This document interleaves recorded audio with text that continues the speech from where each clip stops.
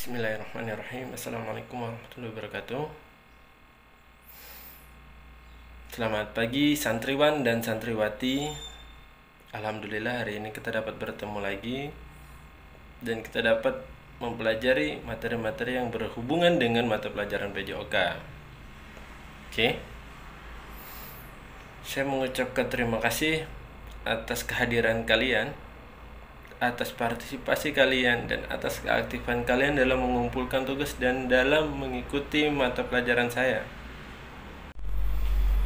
Teruslah bersemangat, menjaga kesehatan,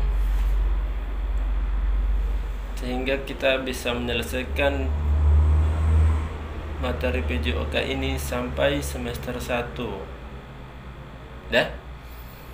Kemarin kita sudah mempelajari mengenai bola besar, macam-macam bola besar.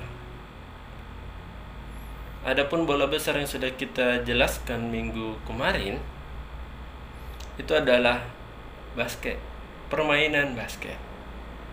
Permainan basket merupakan permainan yang menutup materi bola besar kita. Terlepas itu dari sepak bola dan voli yang sudah lebih dulu kita bahas. Oke. Pada pertemuan hari ini kita akan lanjut dari bola besar menjadi bola kecil. Bola kecil saya ingatkan lagi ya. Bola kecil merupakan permainan yang dalam pelaksanaannya memerlukan alat bantu. Ada banyak sekali contoh permainan yang menggunakan alat bantu.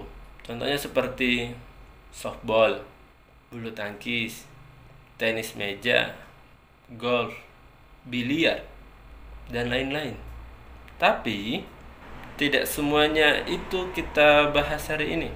Fokus kita pada hari ini itu adalah tentang materi bulu tangkis. Materi bulu tangkis merupakan materi yang seharusnya nggak terlalu berat, karena pada kesehariannya kita sudah menggunakan atau melakukan permainan bulu tangkis.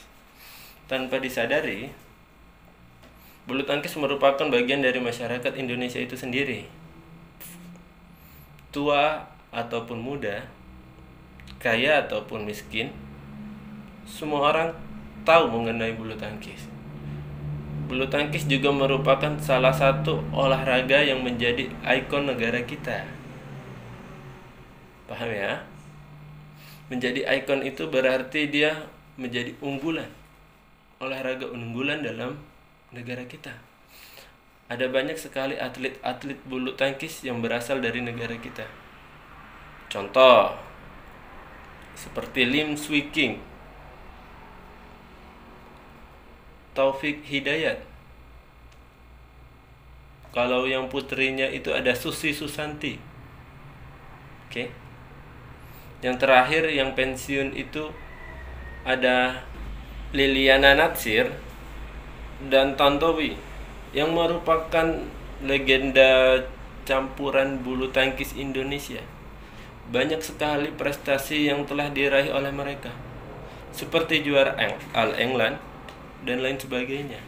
Dalam materi hari ini, tujuan pembelajaran kita itu adalah mengetahui asal-usul permainan bulu tangkis. Organisasi bulu tangkis, baik itu internasional dan nasional, serta perlengkapan dan lapangan bulu tangkis. Dan jika nanti waktunya sudah cukup, kita akan lanjut ke dalam teknik dasar permainan bulu tangkis. Baik ya. Bulu tangkis adalah cabang olahraga yang termasuk ke dalam kelompok olahraga permainan.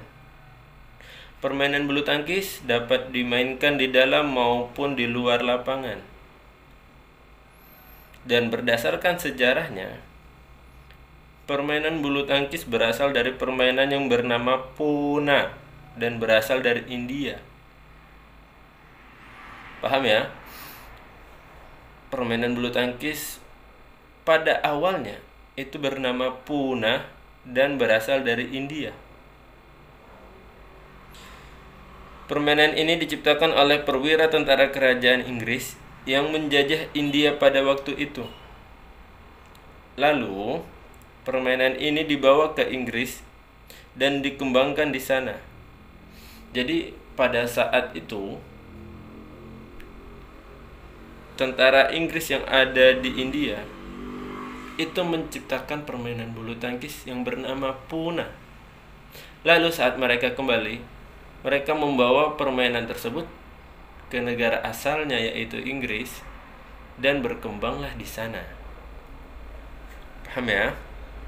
Singkat cerita, pada tanggal 5 Juli 1934 terbentuklah organisasi bulu tangkis.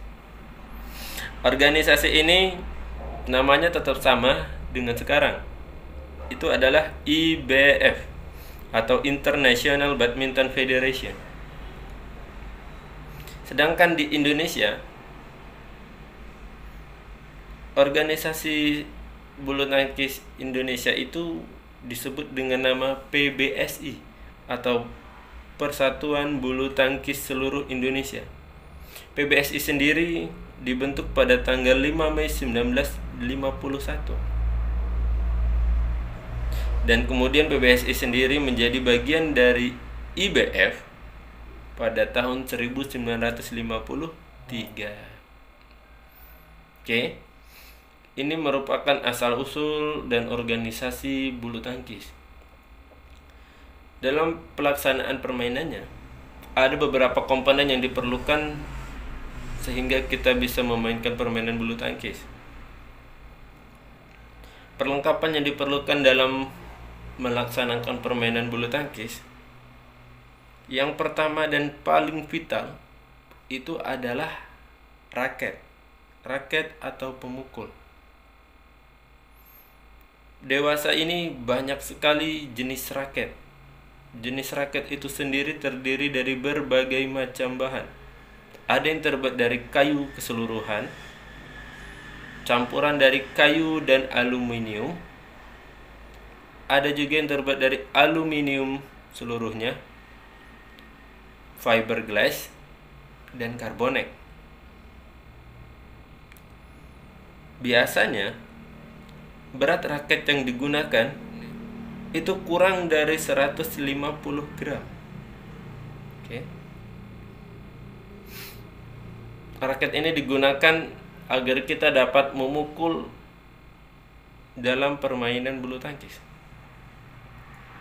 Lalu selain raket, itu ada juga shuttlecock atau yang biasa kita sebut dengan bola bulu tangkis. Bola bulu tangkis ini sendiri bentuknya berbeda pada bola pada umumnya. Bagian kepala pada bola bulu tangkis ini terbuat dari bulu.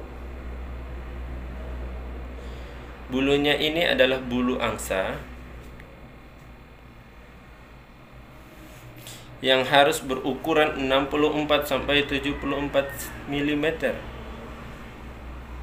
yang ditancapkan ke dalam gabus yang bergaris berukuran 1 inci.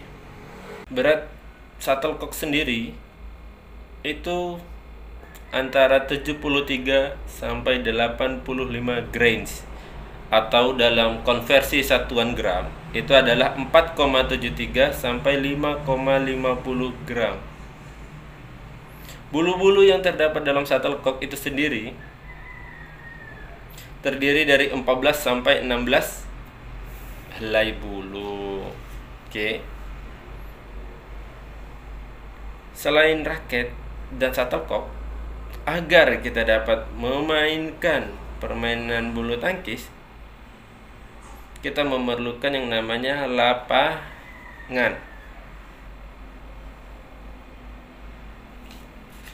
Seperti yang bisa kalian lihat,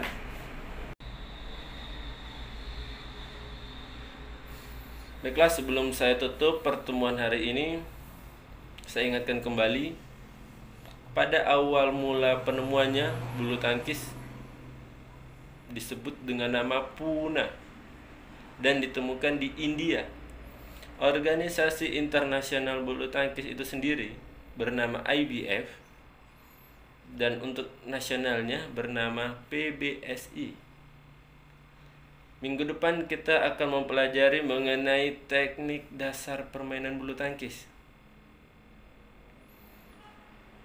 Terima kasih atas partisipasinya. Saya akhiri, wallahul muwaffiq ila aqwamit thoriq. Assalamualaikum warahmatullahi wabarakatuh.